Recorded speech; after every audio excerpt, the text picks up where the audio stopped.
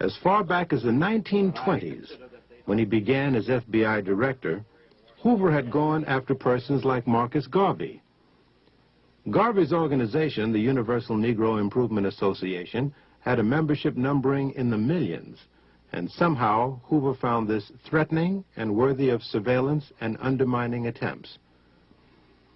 Garvey's influence had been international and had drawn world attention to America's treatment of black people. Paul Robeson was another who was viewed by Hoover as an enemy. This reporter has personally examined thousands of FBI, CIA, and other U.S. government agency documents that were kept on Paul Robeson. Robeson, like Garvey, had an international audience at his command, and he used that platform to denounce racism in the United States. Most importantly, however, were the questions raised by the State Department as to my political opinion.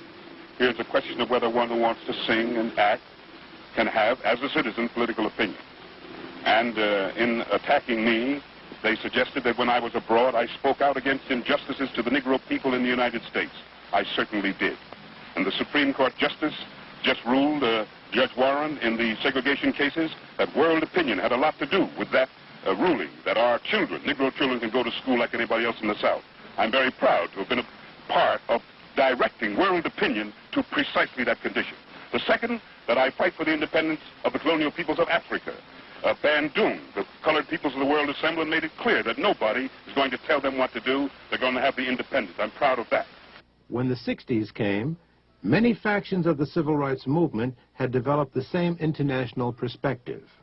Those of us living in the United States who see ourselves as, and who are in fact, descendants of the Africans who were brought to this country, who were enslaved, and who are rebelling and revolting now against our oppressive condition, and we are concerned about Africa.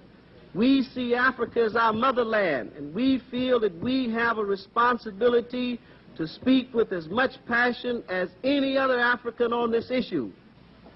The United States government says that change must come in South Africa through peaceful means. That same government has over 500,000 troops in Vietnam fighting not white people, but brown Vietnamese. So it is small wonder that the civil rights movement was also subjected to heavy attack by Hoover. Billions of government dollars were spent in this direction.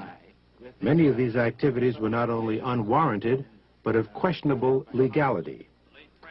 The congressional hearings into the assassination of Dr. King bore this out. 2 FBI agents testified before a Senate committee chaired by Senator Frank Church.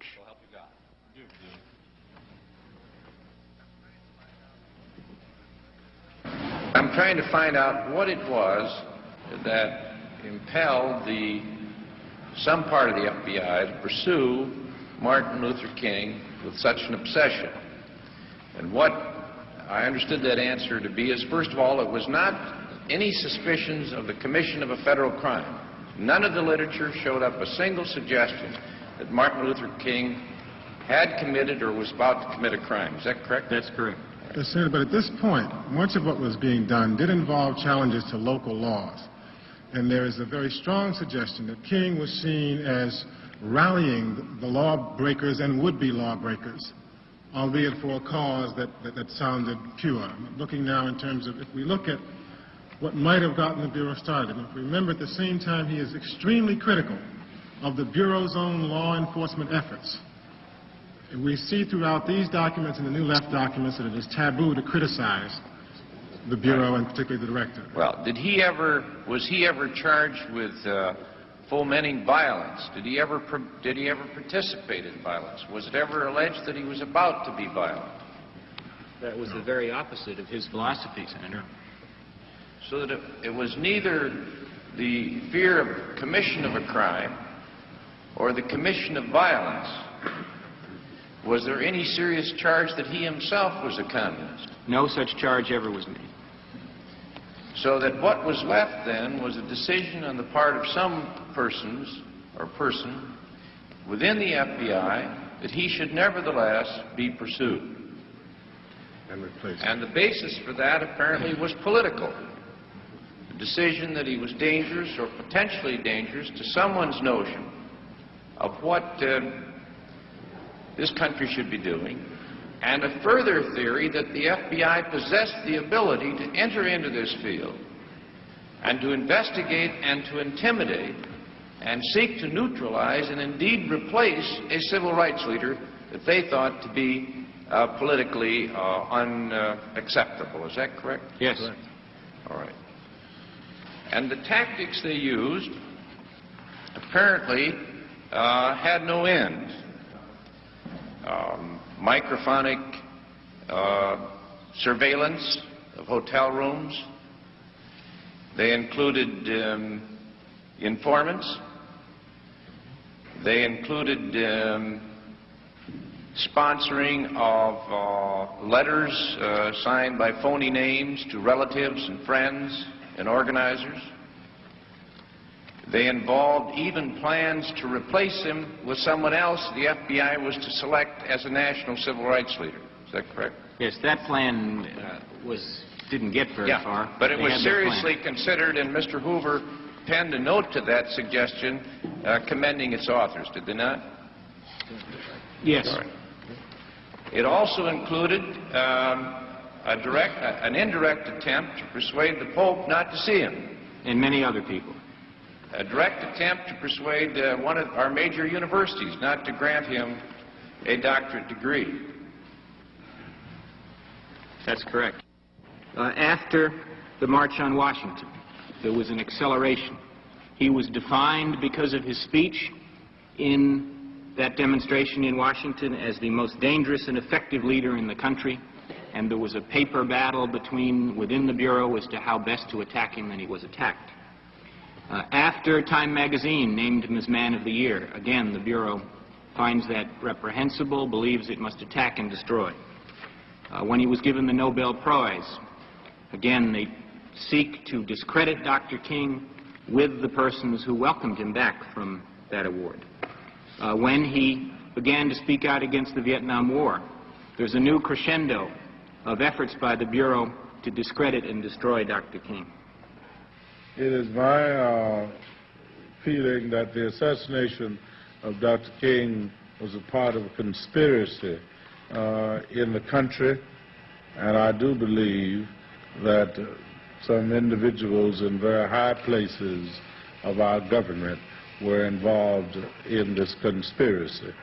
And it is the same conspiracy that eliminated and destroyed President Kennedy, Senator Kennedy, Malcolm X, Medgar Evers, and so many other freedom and human rights individuals. I'm convinced the government was involved at some level. I will never separate the conduct, the attitude of Hoover and the FBI from Dr. King's assassination. I never will do that. I think one of the most important things that come out in that investigation was that Martin Luther King in Memphis was in a white hotel, and the FBI admitted that they leaked to the press that Dr. King was staying in a white hotel instead of a black hotel, and it was that embarrassment that forced Dr. King to move into the Lorraine Hotel where he was killed. There are more questions regarding the FBI's role in the assassination of Dr. King. For example, why was Dr. King stripped of his protection just before he was killed in Memphis? Reporter Les Payne and myself interviewed police officer Ed Reddit of the Memphis Police Department, who told how he was mysteriously removed from his security post near Dr. King. However, later, his superior, Chief Holloman, denied doing so. Why do you feel you were pulled away from your assignment of surveillance that day? Why do you think they pulled you away? I think because whoever pulled the trigger, I could identify. When there were complaints from somebody, did we reduce manpower at the Lorraine? Did we reduce manpower in the area? No. The attorneys general in 1965 had for 25 years authorized wiretaps in a fairly widespread fashion. This was just one. at the very most, the only thing I can think of that I would have done, but I didn't even do that, was go talk to Bob Kennedy and ask him about it. But Mr. Katzenbach, in whom I also had great confidence, without giving me the details, said that it was all right, that he had, that there were no, it was not being done anymore, it would not be done anymore, and that there was just nothing to worry about.